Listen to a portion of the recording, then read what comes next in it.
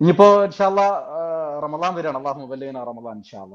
പിന്നെ അപ്പൊ അതില് ഹോസ്പിറ്റലിൽ നിരന്തരം വരുന്ന ക്വസ്റ്റ്യൻസ് ആണ്. ഈ റമദാൻ ആകുമ്പോൾ നമ്മൾ ഓൾറെഡി പട്ടിണി കിടക്കുകയാണല്ലോ, പിന്നെ മെഡിസിൻ ഒഴിവാക്കാലോ, മെഡിസിൻ കഴിക്കേണ്ട ആവശ്യമില്ലല്ലോ സാറേ. പിന്നെ നിരന്തരം നമുക്ക് വരുന്ന ക്വസ്റ്റ്യനുകളാണ് അപ്പൊ ഫാർമസിയിൽ ഇരിക്കുമ്പോ. അപ്പം പിന്നെ ഇനി മെഡിസിൻ കഴിക്കേണ്ട ആവശ്യമില്ലല്ലോ, ഇനി അങ്ങനെ തന്നെ അവരുടേതായ നിരക്ക് എന്ത് കഴിക്കും. ചിലപ്പോൾ വളരെ ലേറ്റ് നൈറ്റ് ആയിട്ട് തറാവി എല്ലാം കഴിഞ്ഞ് ഒരു 12-1 മണിക്കാണ് മെഡിസിൻ കഴിക്കുക. പിന്നെ അടുത്ത ഡോസ് ബൈ ഫജർ 4 മണിയാകുമ്പോൾ കഴിക്കും.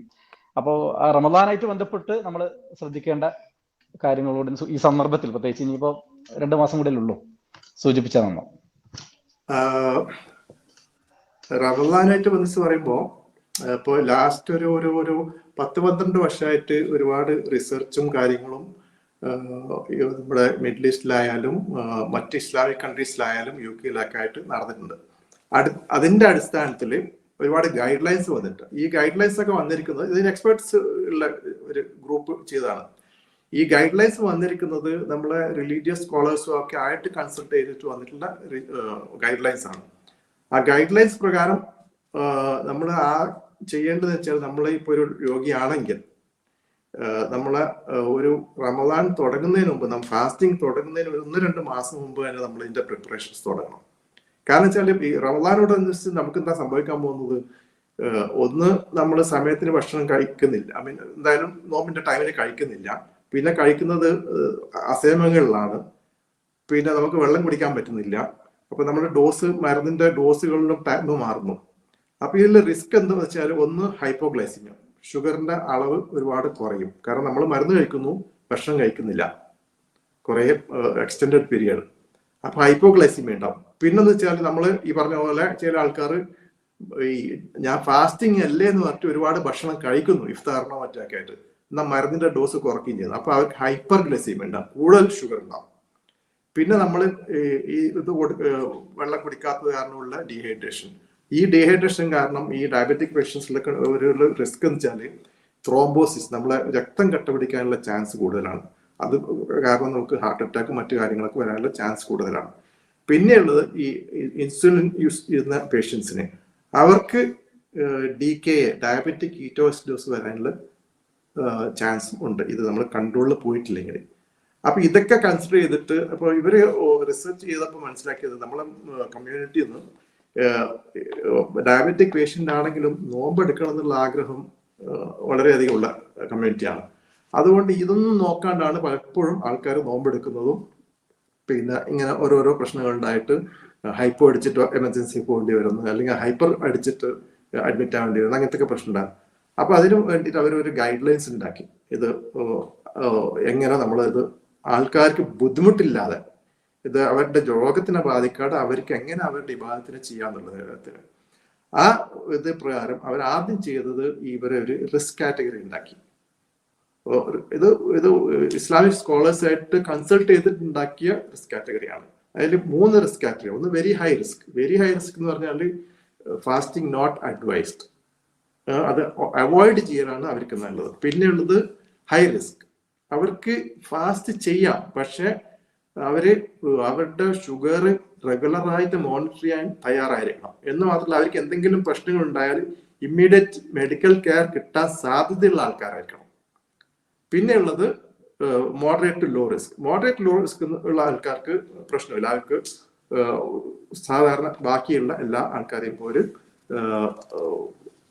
ഫാസ്റ്റ് ചെയ്യാം. അപ്പൊ ഇത് ആരാന്ന് വെച്ച് കഴിഞ്ഞാല് വെരി ഹൈ റിസ്ക് ഉള്ള ഗ്രൂപ്പ് ഏതെന്ന് വെച്ച് കഴിഞ്ഞാല് ചില ആൾക്കാർക്ക് ഈ മരുന്ന് കഴിക്കുന്ന, എസ്പെഷ്യലി ഇൻസുലിൻ എടുക്കുന്ന ആൾക്കാർക്ക് ഹൈപ്പോ വരാനുള്ള ചാൻസ് വളരെ കൂടുതലുണ്ട്. ഇത് ഷുഗർ കുറയുന്നത്. അങ്ങനെ ഇപ്പൊ ലാസ്റ്റ് 3 months ഇടക്കിടക്ക് ലോ ഷുഗർ വന്നിട്ട് ട്രീറ്റ്മെന്റ് എടുക്കേണ്ടി വന്ന ആൾക്കാർ ഫാസ്റ്റ് ചെയ്യാതിരിക്കാനാണ് റെക്കമെൻഡ് ചെയ്യുന്നത്. കാരണം അവർക്ക് ലൈഫിന് റിസ്ക് ആണ്, അതുകൊണ്ട് അവര് ഫാസ്റ്റിംഗ് ഒഴിവാക്കണം. അതുപോലെ തന്നെയാണ് ഈ ഡയബറ്റിക് കീറ്റോസിഡോസ് റീസെന്റ് വന്നവർ, അവർക്കും ഈ വീണ്ടും പ്രോബ്ലം ഉണ്ടാവാനുള്ള സാധ്യതയുണ്ട്. അവരെയും ഫാസ്റ്റ് ചെയ്യേണ്ട എന്നുള്ളൊരു റെക്കമെൻഡേഷനാണ് കൊടുക്കുന്നത്. അതേപോലെ തന്നെ ഈ ഇടയ്ക്ക് ചില ആൾക്ക് ഹൈപ്പോഗ്ലൈസീമിയ അൺഅവയർനെസ് എന്ന് പറയും. അതായത് ഈ ബ്ലഡ് ഷുഗർ കുറയുന്നത് അവർക്ക് അറിയില്ല. നമ്മൾ സാധാരണ ഞാൻ നേരത്തെ പറഞ്ഞല്ലോ, ബ്ലഡ് ഷുഗർ കുറയുമ്പോൾ കുറെ സിംറ്റംസ് ഉണ്ട്. ഇത് പാൽപിറ്റേഷൻ, വേർപ്പ്, പിന്നെ തലവേദന, അങ്ങനത്തെ ഒരുപാട് സിംറ്റംസ് പറഞ്ഞല്ലോ. അതൊന്നും ഉണ്ടാവില്ല അവർക്ക്. കാരണം വെച്ചാൽ അവർക്ക് ഓൾറെഡി അവരുടെ ഓട്ടോണോമിക് സിസ്റ്റത്തിന് ഈ ഡയബറ്റിസ് അഫക്ട് ചെയ്ത കാരണം ഈ സിംറ്റംസ് ഒന്നും അവർക്ക് വരില്ല. അപ്പൊ അങ്ങനെയുള്ളവര് ലോ ഷുഗർ ആയാലും അറിയില്ല. അപ്പൊ പിന്നെ അവർ ഇങ്ങനെ ഈ ഫാസ്റ്റ് ചെയ്തിട്ട് മരുന്ന് കൊടുത്ത് ലോ ഷുഗർ ആയി കഴിഞ്ഞാൽ അവരുടെ ജീവൻ അപകടത്തിൽ പെടുന്നതുകൊണ്ട് അവരും ഇത് അവോയ്ഡ് ചെയ്യാനാണ് നമ്മൾ ജനറലി റെക്കമെൻഡ് ചെയ്യാറ്. പിന്നെ പ്രഗ്നൻസിയിൽ ഇത് അവർക്ക് വളവുള്ളതാണ്, പ്രഗ്നൻസിയിലും ചെയ്യാൻ പറ്റില്ല.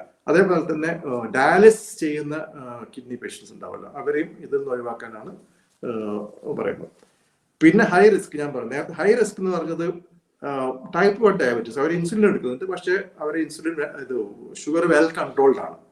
അവർക്ക് ആ ഒരു ലെവലിൽ പോകാൻ പറ്റുന്നുണ്ടെങ്കിൽ അവർക്ക് കൃത്യമായ ഇടവേളയിൽ ബ്ലഡ് ഷുഗർ നോക്കാനുള്ള സൗകര്യമുണ്ട്. ഇനി അഥവാ കുറഞ്ഞാൽ അതിനെ ഡീൽ ചെയ്യാനുള്ള സംവിധാനമുണ്ട്. അതായത് വീട്ടിൽ ആൾക്കാരെ സഹായിക്കാനുണ്ട്, മറ്റ് മെഡിസിൻ ഉണ്ട്, അല്ലെങ്കിൽ ഹോസ്പിറ്റലിൽ പെട്ടെന്ന് പോകാനുള്ള സൗകര്യമുണ്ട്. അങ്ങനെയുള്ളവർക്ക് എടുക്കാം. അതേപോലെ തന്നെ ടൈപ്പ് 2 ഇഞ്ചക്ഷൻ എടുക്കുന്ന ആൾക്കാരുണ്ടാവുമല്ലോ ഇൻസുലിൻ, അവർക്കും കൺട്രോൾ ആണെങ്കിൽ അവർക്കും ഈ പറയുന്ന കണ്ടീഷൻസ് സാറ്റിസ്ഫൈ ചെയ്യുന്നുണ്ട്, അവർക്ക് ചെയ്യാം.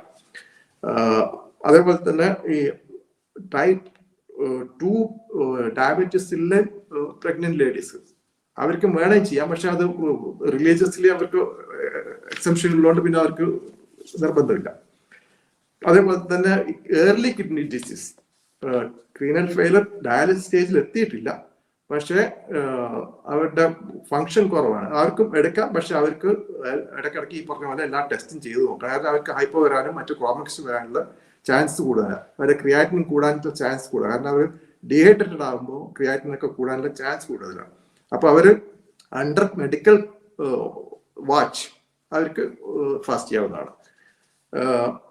പിന്നെ വേറൊരു ഗ്രൂപ്പ് വെച്ചാൽ ഭയങ്കര ഫിസിക്കൽ ഇന്റൻസിറ്റിയുള്ള ജോബ് ചെയ്യുന്നവര്, അല്ലെങ്കിൽ പറമ്പിൽ കളക്കുന്നവര്, പിന്നെ അല്ലെങ്കിൽ ഹെവി മെഷീനറി ജോലി ചെയ്യുന്നവർ, അവർക്കൊക്കെ ചെയ്യാം. പക്ഷെ ഈ കണ്ടീഷൻസ് അവരും നോക്കണം. വെച്ചാൽ അവർക്ക് ലോ വന്നാൽ നോക്കാനുള്ള ഫെസിലിറ്റി, അതിന് ഓവർകം ചെയ്യാനുള്ള ഫെസിലിറ്റി, ഇതൊക്കെ ഉള്ളവർക്ക് ചെയ്യാം.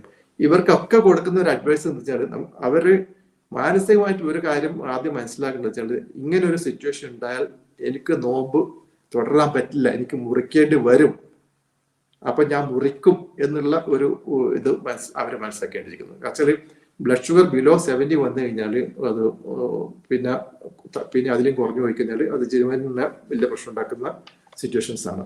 അപ്പോ ഇങ്ങനെ ഒരു സിറ്റുവേഷൻ ഉണ്ടാൽ അത് ഡീൽ ചെയ്യാൻ പറ്റുന്നുണ്ടവർക്ക് ഫാസ്റ്റ് ചെയ്യാം, ഈ ഹൈ റിസ്ക് ഗ്രൂപ്പ്. പിന്നെ മോഡറേറ്റ് ലോ റിസ്ക് ഗ്രൂപ്പ് എന്ന് പറയുന്നത് നമ്മൾ ഒന്ന് ചിലപ്പോൾ അവർ ഷുഗർ ഉള്ളവരായിരിക്കും, അത് ഈ പറഞ്ഞ പോലെ ലൈഫ് സ്റ്റൈൽ മോഡിഫിക്കേഷൻ കൊണ്ട്, ഡയറ്റ് മോഡിഫിക്കേഷൻ കൊണ്ട് കൺട്രോൾ അവർക്ക് no problem they can fast without any problem. അതേപോലെ തന്നെ ഓറൽ മെഡിക്കേഷൻ കഴിക്കുന്നവരും അതിൽ സൾഫണൈൽ യൂറിയ പോലത്തെ പഴയ മെഡിസിൻ വല്ലതും കഴിക്കുന്നുണ്ടെങ്കിൽ they also have to be careful. കാരണം അവർക്ക് ഹൈപ്പോഗ്ലൈസീമിയ വരാനുള്ള ചാൻസ് കൂടുതലാണ്. മെറ്റ്ഫോർമിൻ, പയോഗ്ലിറ്റസോൺ, പിന്നെ DPP-4 ഇൻഹിബിറ്റർ, അങ്ങനത്തെ സീറ്റാഗ്ലിപ്റ്റിൻ പോലത്തെ അങ്ങനത്തെ മെഡിസിൻ കഴിക്കുന്നവർക്ക് യാതൊരു പ്രശ്നമില്ലാത്ത ഹൈപ്പോ ഉണ്ടാവില്ല. അപ്പൊ അവർക്ക് വളരെ സേഫായിട്ട് ഫാസ്റ്റ് ചെയ്യാവുന്നതാണ്. അപ്പൊ അതായത് പിന്നെ നോമ്പ് അനുഷ്ഠിക്കാൻ ഉദ്ദേശിക്കുന്ന വിശ്വാസി അദ്ദേഹം ഏത് കാറ്റഗറിയിലാണെന്ന് ഇപ്പം പല സാർ പറഞ്ഞു, പല കാറ്റഗറിയിലും ഹൈ റിസ്ക്കും എല്ലാം, ഏത് കാറ്റഗറിയിലാണ് ഡോക്ടേഴ്സിനോട് ഡിസ്കസ് ചെയ്തിട്ട് അവർ ഉറപ്പുവരുത്തുകയും അതിനനുസരിച്ചുള്ള തയ്യാറെടുപ്പ് എടുക്കുകയും വേണം. അതായത് പ്രവാചകൻ തന്നെ പഠിപ്പിച്ച് നമ്മുടെ ഒട്ടകത്തെ കെട്ടിയിട്ട് തവക്കലാക്കാനാണല്ലോ. അപ്പൊ നമ്മൾ ചെയ്യേണ്ടത് ചെയ്തിട്ടാണ് അള്ളാഹുല് തവക്കലാക്കുകയും കാര്യങ്ങൾ ചെയ്യേണ്ട നോമ്പാണെന്നുള്ള നിലക്ക് നമ്മൾ ചെയ്യേണ്ട കാര്യങ്ങൾ ചെയ്യാതെ പിന്നെ പറഞ്ഞ പോലെ ഹൈപ്പോ അടിക്കുന്ന ഷുഗർ കുറയുന്ന ഒരു അവസ്ഥയോ ലക്ഷണങ്ങളോ കാണുകയാണെങ്കിൽ അതിന് യാതൊരു ഗൗരവവും കാണിക്കാതെ നോമ്പ് പൂർത്തിയാക്കാൻ ശ്രമിക്കരുത്. തീർച്ചയായിട്ടും മെഡിക്കൽ എമർജൻസി ഉണ്ടെങ്കിൽ ആ നിലക്ക് തന്നെ അതിൻ്റെതായ കാര്യങ്ങൾ ചെയ്യണം. പ്രത്യേകിച്ച് മക്കൾ ആ വിഷയത്തിൽ ഒരു ഗൗരവത്തിൽ എത്തണം. ഇത്തരം വിഷയത്തിൽ ഈ മെഡിക്കൽ എഡ്യൂക്കേഷൻ, ഹെൽത്ത് എഡ്യൂക്കേഷൻ വലിയൊരു ഘടകമാണ്. പല മാതാപിതാക്കൾക്ക് ഈ പ്രമേഹവും കാര്യങ്ങളുള്ള മക്കള് തീർച്ചയായിട്ടും അവരുടെ വിഷയത്തിൽ അവരെ ഡോക്ടറെ അടുത്ത് വിടുന്നതിന് പകരം നമ്മൾ അവരുടെ അവസ്ഥ നമ്മൾ കണ്ടറിയുകയും അവരെ ഫോളോ അപ്പ് ചെയ്യാൻ നമ്മൾ എന്ത് ചെയ്യണം, തയ്യാറാവണം എന്നാണ് സൂചിപ്പിക്കാനുള്ളത്.